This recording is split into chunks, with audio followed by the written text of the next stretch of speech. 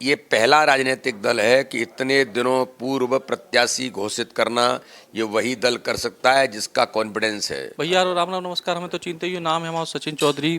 कटनी में हम हैं, नाश्ते की टेबल पे भारतीय जनता पार्टी के प्रदेश अध्यक्ष विष्णुदत्त शर्मा जी हैं, जो जन आशीर्वाद यात्रा के तहत पहुंचे हैं अपने संसदीय क्षेत्र। भाई साहब, बिंद से बुंदेलखंड की तरफ यात्रा आ रही, कैसा रिस्पॉन्स?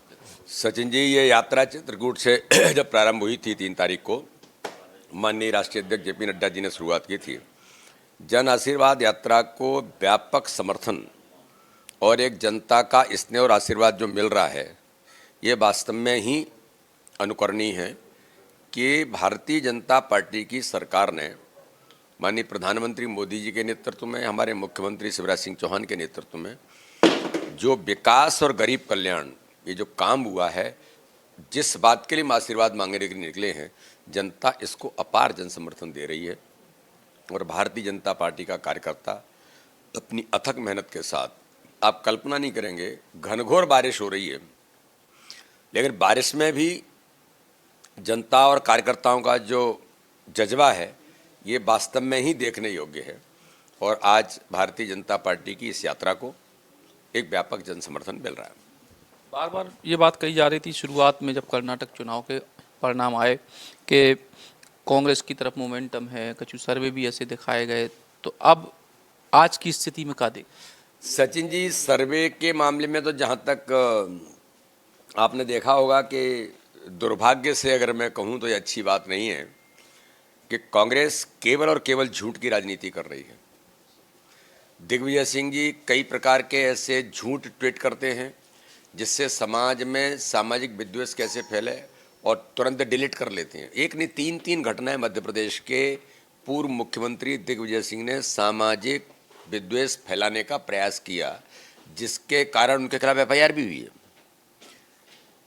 अभी कांग्रेस के पूर्व मुख्यमंत्री कमलनाथ ट्वीट करते हैं कि एक नेशनल न्यूज चैनल्स का किस प्रकार का सर्वे आया और सर्वे के अंदर कांग्रेस को इतनी बढ़त है, और वो न्यूज चैनल, नेशनल लेवल का न्यूज चैनल, कहता है ये फेक न्यूज है और एडिटिंग करके बनाया गया है, उसके खिलाफ भी कंप्लेंट हुई है।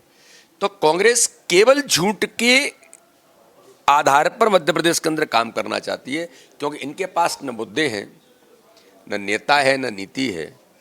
भारतीय जनता पार्टी ने जो काम किया है, हम उसके बल पर, जो विकास किया है उसके बल पर, गरीब कल्याण के बल पर भारतीय जनता पार्टी आगे बढ़ रही है। आप अपने संसदीय क्षेत्र में हैं और इस क्षेत्र में भी कही जा रही कि बिंद में खास तौर से पिछली बार भाजपा को प्रदर्शन बहुत अच्छा रहा, तो इस बार का चुनौती? नहीं, कोई चुनौती नहीं है। मैं ऐसा मानता हूं कि पिछली बार जो हमें समर्थन मिला, जनता का आशीर्वाद मिला, और फिर इस बार भारतीय जनता पार्टी की सरकार इस नारे पर बिंद का व्यापक समर्थन ही नहीं, जज्बे और जज्बात के साथ जो कार्यकर्ता मैदान में उतरे हैं भारतीय जनता पार्टी, और इस दिशा में बिंद क्षेत्र के अंदर भी हमें व्यापक जन समर्थन मिलेगा और हम ज़्यादा से ज़्यादा सीटें बिंद की फिर जीतेंगे और बिंद का ही भारतीय जनता पार्टी को फिर आशीर्वाद मिलेगा। प्रकरण को लेकर जो बात करी जा रही है, 39 सीटें अचानक से घोषित कर दी गई, फिर रोज हो रहा है कि आज सूची आ रही, कल आ रही, क्या ये सूची 25 सितंबर तक टल गई? नहीं, कोई 25 सितंबर नहीं टली है। और जो भी चीज़ें हमारा नेतृत्व को जब लगता है, और भाजपा में निर्णय की एक प्रक्रिया है, इसलिए निर्णय की प्रक्रिया जैसे ही पूरी होगी वैसे ही सूची जारी हो जाएगी। लगभग कितने नामों की सूची अभी मान के चलो? अब वो इसके बारे में चर्चाएं जो होती हैं, उनमें से आपने पिछली बार देखा कि 39 लोगों की सूची जारी हुई, और इस बार भी हमारे केंद्रीय नेतृत्व को जो लगेगा उसकी सूची वो जारी करेंगे। बहुत सारी सीटें ऐसी आई उन 39 में जिन पे विरोध के स्वर भी उठे। भारतीय जनता पार्टी के जो दूसरे दावेदार थे उनने जो है बगावत के सुर जैसी बातें आ रही, कई तो कह रहे कि जंग होकर ही रहेगी। तो ऐसी स्थिति में डैमेज कंट्रोल की क्या है? सचिन जी, भारतीय जनता पार्टी दुनिया का सबसे बड़ा राजनीतिक दल है। जिस दल की केंद्र की सरकार हो, 16 राज्यों में सरकार हो, पंच सरपंच से लेकर के प्रधानमंत्री तक उसका कार्यकर्ता जिम्मेदारियों पर हो, और राजनीति के अंदर कार्यकर्ताओं के मन में होता है कि भाई हम भी चुनाव लड़ें, लेकिन भारतीय जनता पार्टी में एक पद्धति के नाते से इस प्रकार की कोई चीज़ें नहीं होती जिनको ये कहा जाए कि बड़ा कोई बवंडर हो रहा है।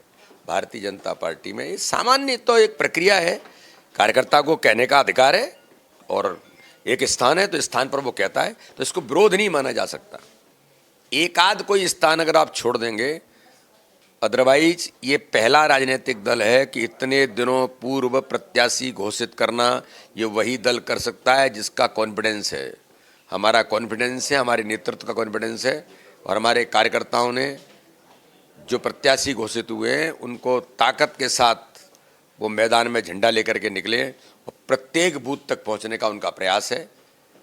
आचार संहिता लगने से पहले बूथ बूथ पर पहुंच करके जनता का आशीर्वाद लेंगे और शुरुआत हो गई है और पहुंच रहे हैं। कई प्रत्याशी तो अधिकांश बूथों तक पहुंच गए। तो भारतीय जनता पार्टी ही ये कर सकती है। जरा और दलों का आप देखिए कि जिस दिन प्रत्याशी घोषित करेंगे उस दिन क्या होता है। तो भाजपा में एक पद्धति है, पद्धति पर हम काम करते हैं। आखिरी सवाल कि बार बार कांग्रेस पार्टी ये कह रही कि देखो जब से चुनाव की शुरुआत हुई तब से कांग्रेस में आ रहे भाजपा के लोग, ऐसी स्थिति का है। कौन भाजपा का आदमी गया है? कौन गया है? कौन से विधायक गए हैं? वो देखो, ये क्या है कि चुनाव जब आते हैं ना तो चुनाव में कई लोगों को कई चीज़ें एहसास हो जाती हैं, तो मैं उन चीज़ों का उल्लेख नहीं करना चाहता। लेकिन भारतीय जनता पार्टी है। अरे कांग्रेस ही टूट गई थी पूरी, 28 के 28 विधायक आ गए थे और इस्तीफा देकर के चुनाव लड़े और जनता ने उन्हें आशीर्वाद दिया। क्या कहेंगे कमलनाथ जी? क्या कहेंगे मिस्टर बंटा ठाकुर, दिग्विजय सिंह जी? और आपको लोग जनता जानती है मध्य प्रदेश की। तो इसलिए ये जो चुनाव के समय में जिस प्रकार की चीज़ें होती हैं वो नेचुरली कुछ बातें होती रहती हैं, लेकिन भारतीय जनता पार्टी में न कहीं इस प्रकार की चीज़ें हैं वो न होंगी। हम ऐतिहासिक बहुमत से अपनी सरकार बनाएंगे। शर्मा जी क्या वो कि ऐतिहासिक बहुमत से सरकार बनाए और कटनी में फिलहाल भी अपने संसदीय क्षेत्र में है जन आशीर्वाद यात्रा के तहत। सचिन चौधरी, बुंदेली बौछार फिलहाल। Shri Krishna university Chhatarpur, the hitech university in central India. Bundelkhand के लिए गौरव की बात है कि अब छतरपुर में हम आपको देंगे विश्व स्तरीय एजुकेशन सिस्टम और वर्ल्ड क्लास इंफ्रास्ट्रक्चर।